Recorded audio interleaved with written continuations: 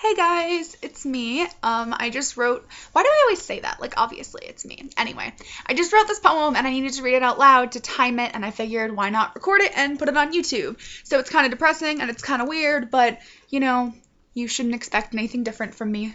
So here goes.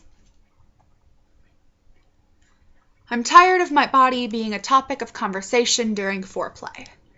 The truth is, when kissing leads to touching and clothes start coming off, I get scared.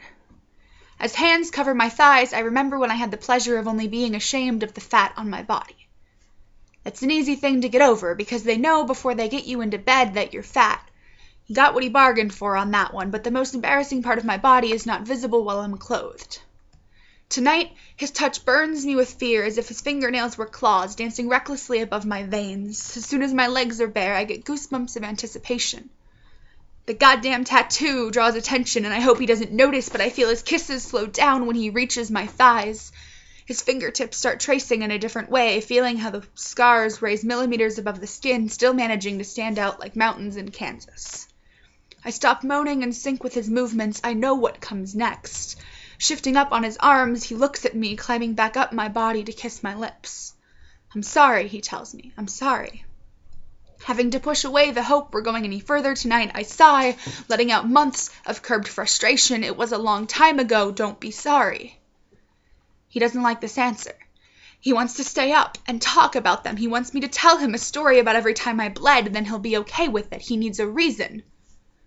I remember when I wanted people to ask. I wanted them to notice and care and pay attention, and now the scars host pure resentment.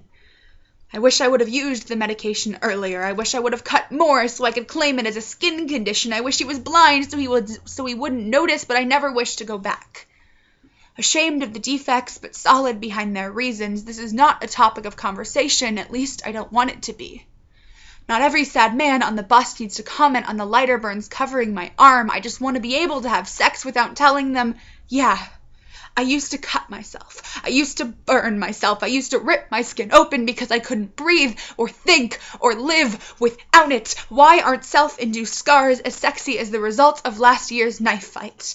Why can't we fool around strategically placed silence? Either way, you won't talk to me in the morning. Either way, the scars will still be there. I can only hope they keep fading like your faith in me.